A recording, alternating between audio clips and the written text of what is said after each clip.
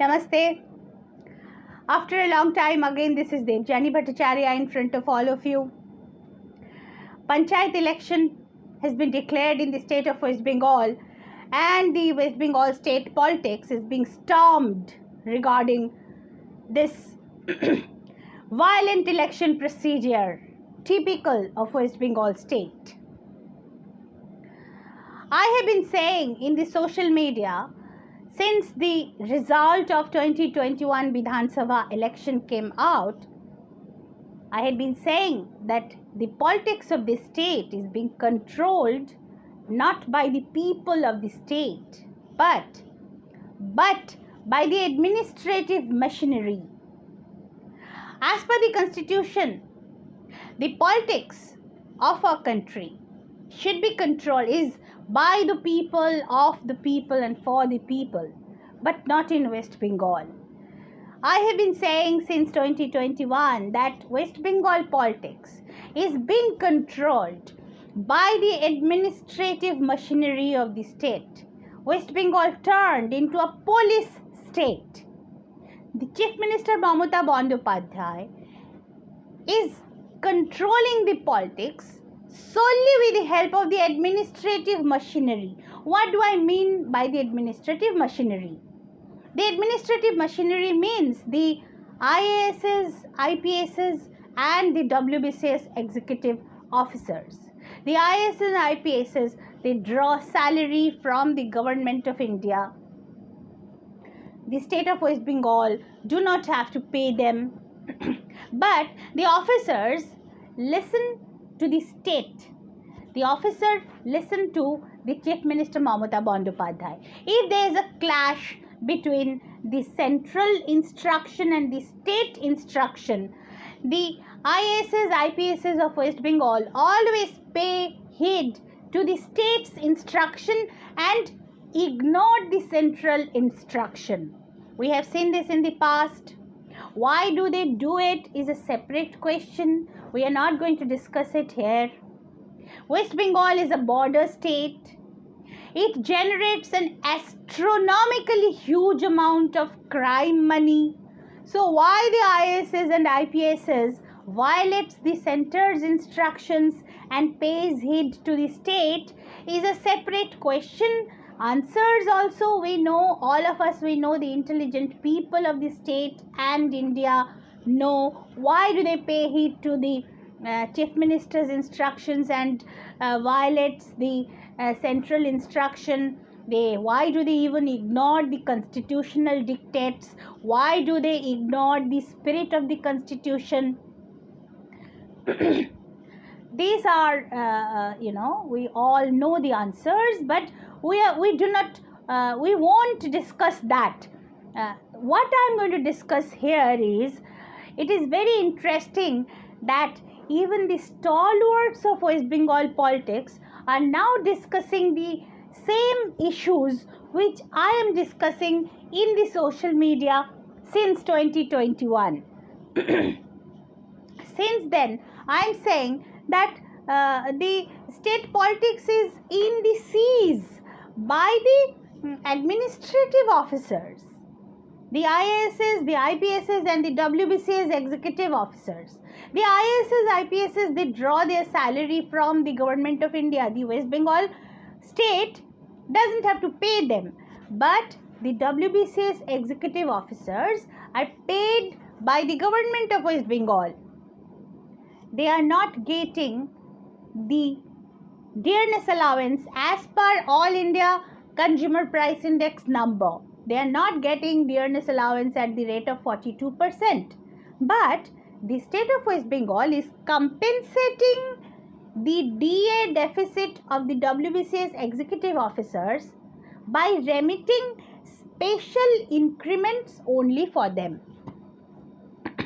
Means the officers of equivalent rank in other services, in other state services, are getting less salary, while the WBCS executives of same rank are getting greater salary by means of special increments. Why? Because this is the machinery which is being used by the chief minister to manipulate different administrative procedures. The West Bengal has turned into a state of forgery and frauds. Yes, forgery.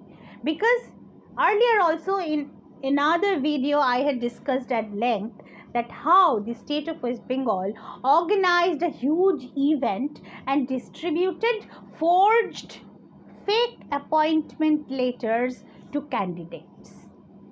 On behalf of some private company, the government of West Bengal had distributed appointment letters which too came out to be fake.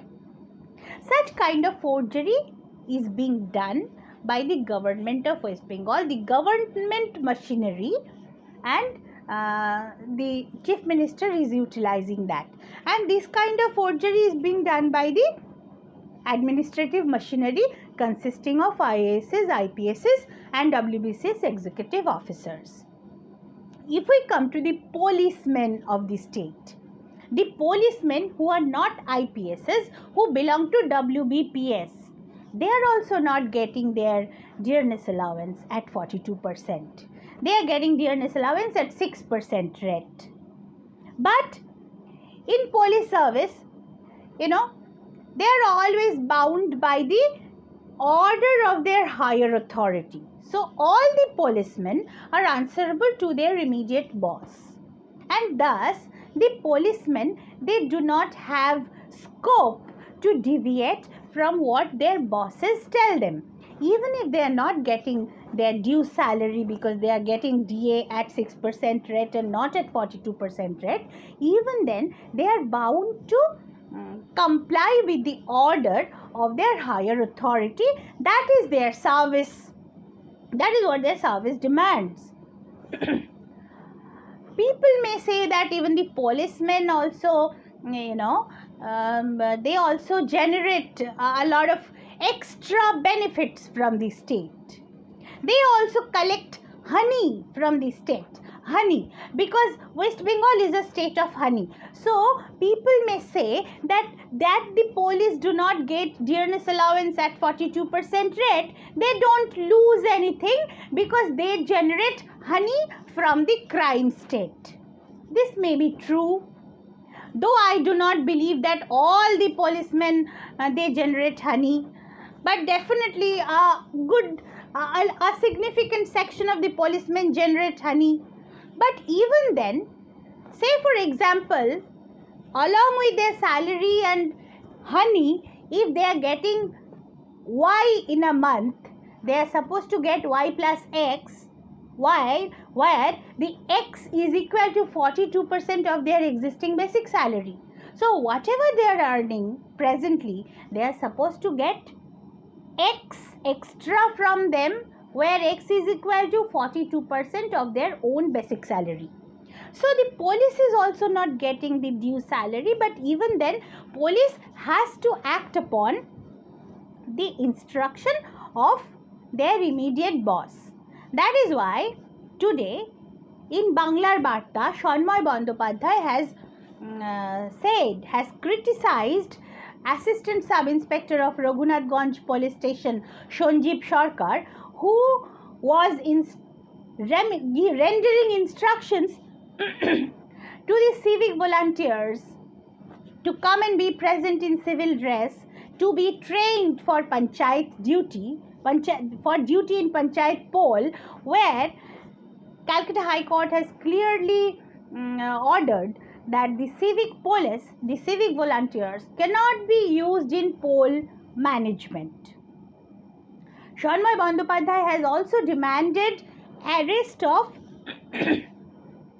the SP Raghunathganj Police Station, PVG Satish, IPS. Because it is in his jurisdiction, ASI Sanjeev Sarkar was instructing the civic police people to come and get trained for the Panchayat poll duty, in spite of the order of the Calcutta High Court.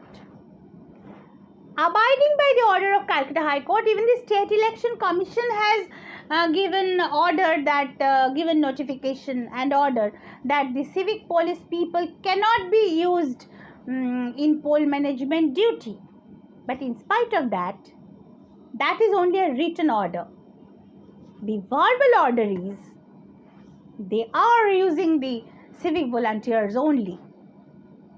The civic volunteers are being used in the poll management not only in Raghunathganj, also in Bhangor. It has been reported.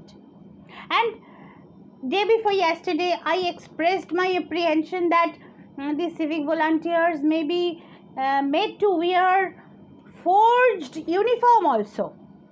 Even in Bidhannagar Police Commissionerate, I have seen Bidhannagar Police also. The civic volunteers are wearing a uniform which is almost similar to the original police uniform, but they do not have the stars on their shoulder. Apart from the stars, everything else is same with the original police uniform. So it may be apprehended that during the Panchayat poll procedure, the civic volunteers would be given forged uniform, exactly the same uniform to them, kind of forgery. But it is absolutely possible in the state of West Bengal, because the state of West Bengal has turned a state of forgery for long. It has turned into a state of forgery. So it is possible that uniform forgery too would be done and would be given to the civic volunteers, while Calcutta High Court has strictly ordered that the civic volunteers cannot be used in the poll procedure. But the state of West Bengal is doing it. In several places, civic volunteers are being seen in police uniform, violating the order of the High Court. Shanmay Bandyopadhyay has demanded arrest of PVG Satish, SP Raghunathganj. Now the question comes, who will arrest this IPS? The state machinery only is supposed to arrest, right? But the state machinery won't do that. Even if they, abiding by the order in the High Court orders, then abiding by the court order, the notification will come out, the order will come out, the government order will be, published. But by that time, PVG Satish will be absconding. He will not be able, police won't be able to find him out. Yesterday, leader of the opposition Shubhendu Adhikari had raised a serious allegation that at 12 midnight, SP Purva Bardhaman had joined. This was the allegation that leader of the opposition had raised, that at midnight, at 12 o'clock at night, SP Purva Bardhaman had attended a meeting that was happening between State Minister, West Bengal Minister Arup Biswas and some TMC MLA of Purva Bardhaman, Khokon Das and Rabindranath Chatterjee, the other TMC MLA of Purva Bardhaman. So those the three members of the legislature were having a meeting where SP Purva Bardhaman had been present at midnight in civil dress. So what was the superintendent of police doing in a political meeting when model code of conduct is already in place? Panchayat election has been declared, model code of conduct is already in place. What is the top executive function, functional post? I mean, SP is a top executive post. What is a top executive of the state doing with the three members of the state legislature? The question may be raised, but this shows the politico-bureaucratic nexus in West Bengal. Repeatedly it is being said the civic volunteers are being used in spite of the judicial order. And who are doing this forgery? Who are making this police uniform for the civic volunteers? Is it possible without the sanction of the top bosses, top administrative bosses of the state? Definitely not possible. It is definitely not possible without the order of the top administrative bosses. So who is ultimately responsible? Definitely the Chief Secretary of West Bengal is responsible. But who will bail the cat? Who will take any action against the Chief Secretary? And what is the real problem? The problem is the High Court had ordered that in the sensitive areas, Central Police Force has to be deployed. Now today, the Election Commission has said that they are unable to detect the sensitive areas, and that is why they do not know where to deploy this central force, and that is why they do not know what should be the requisition, how much central force they should ask for. They do not know because they do not know the sensitive areas. Now look at this. The State Election Commission does not know the sensitive areas of the state. They do not know the sensitive booths. Why are they for? Why are they for? Why then we have at all a State Election Commission? The State Election Commission is supposed to take feedback from the state administration about the sensitive booths. But they are saying that we do not know which booths are sensitive, so we do not know where to employ central force, and hence we do not know how much requisition to send. For how many central, what should be the requisition amount? We do not know. They do not know. But they are the State Election Commission. Look at the fun. How funny these are. Such statements are being given. I saw the news that they are to knock the door of Calcutta High Court to revise their order of central force deployment. Look at their plan. Look at the scheme. They do not want to deploy central force. Obviously, they do not want, because the leader of the opposition has alleged that in Purbo Bardhaman, Arup Bishwas, Khokon Das and Rabindranath Chatterjee was planning for looting votes and rigging the election. And indeed, in rigging the election, the West Bengal state machinery is a very important part. It happened in 2021 election, Vidhan Sabha election also. At different stages of poll, the administrative machinery helps in rigging the poll. Different steps. At different steps, their modus operandi of rigging is different. It's not only I am saying this. The people know. People on the ground, especially people absolutely on the ground know it the best. How they rig the poll. And that is the reason why the State Election Commission, they do not want central force, and that is why they are raising a peculiar, conjecture, a peculiar argument. We do not know which booths are sensitive booths. Then why are you for? What are you doing? And what is the provision of punishment if they are not doing their duty properly? These are the burning questions West Bengal is raising time and again to Union of India. What to do if an officer fails to conduct his duties properly? What is the punishment that they are supposed to be given? Carrot and stick. Where is the stick? And when are we going to, invent a stick for these type of rogue officers at all? Are we going to do it? And what is the real problem of West Bengal? As per 2028, it is reported that the total sanctioned police strength was 1,11,176, out of which 35,000 posts were vacant.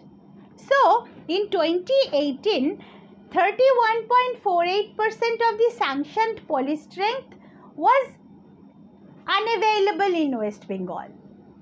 While in 2019, the total sanctioned post was 1,40,904, out of which 48,981 posts were vacant. So West Bengal do not have the right quantity of police force, and they are trying to compensate it with civic volunteers. In 2013, the number of civic volunteers were 1,30,000. In 2013, I do not know whether this number has increased right now or not, but in 2013, these many posts were created for civic volunteers, and these civic volunteers, neither they are eligible for the police job nor they are trained. West Bengal Chief Minister has shortened the training period like anything, even for the genuine police force.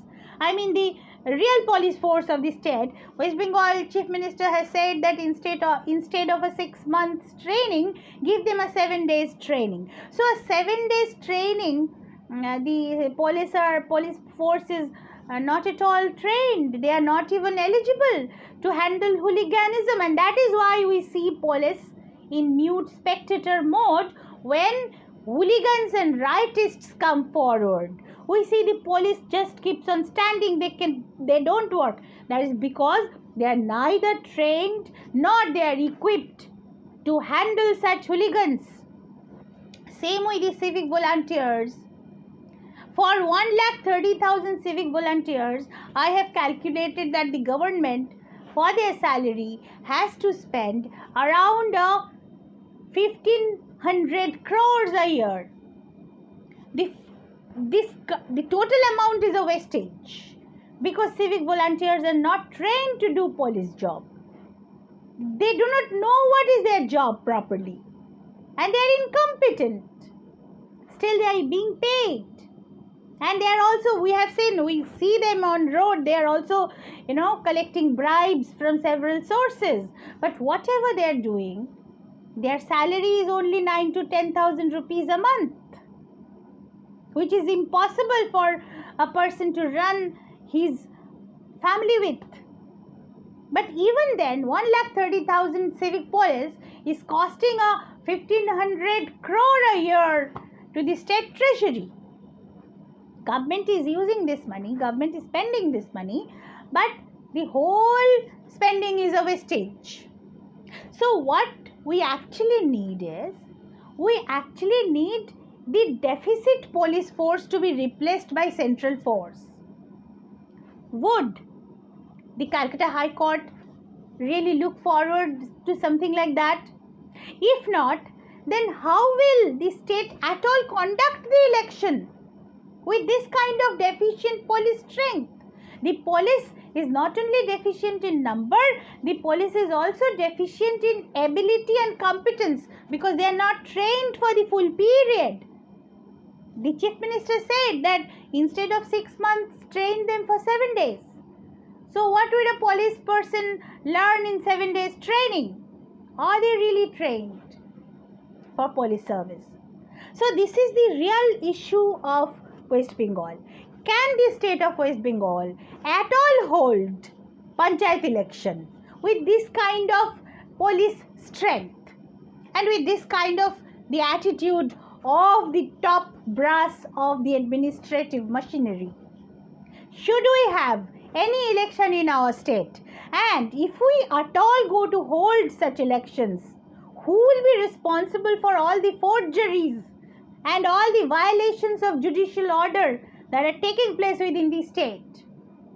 Who will take the chief secretary? Who will hold the chief secretary responsible? And who will punish him? That is the question. And with this question, I put an end to this session of my video. Thank you very much.